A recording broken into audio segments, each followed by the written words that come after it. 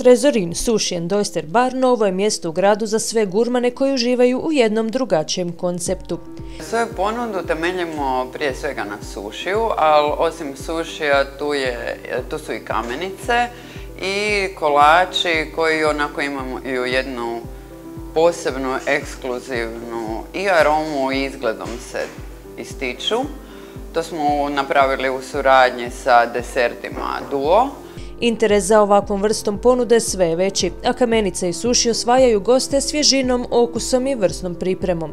Suši se radi na licu mjesta, ne odstaja, znači istog trenutka kad netko naruči, onda se taj suši izrađuje. Naravno ima ga više vrsta, nekima je interesantan riblji, drugima pak sa tunom, lososom, a sve više naravno postoje tih upita za veganski suši. Osim vrhunskim delicijama, Trezorin osvaja i uređenjem interijera, a s nestrpljenjem čekamo otvorenje terase.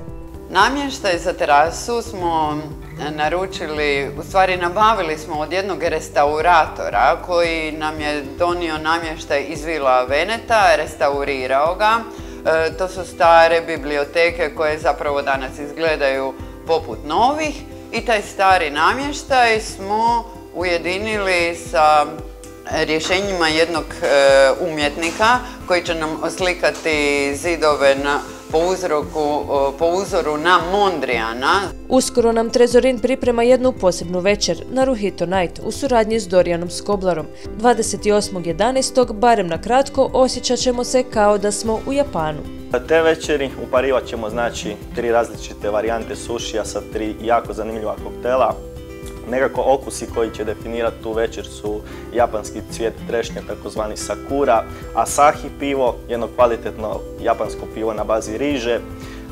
Mimo toga, znači, moći će se vidjeti jedni elegantni pokreti koji karakteriziraju današnje japanske barmene, tako da kogod bude imao priliku neka se udostoji doći, vidjeti nešto lijepo i zanimljivo i nazdraviti Japanu. After party organiziran je u baru Three Monkeys, gdje se nastavlja s napicima s mirisom Japana. Budući da se za Naruhito Night traži mjesto više, od organizatora doznajemo da će idući takav event biti već u siječnju.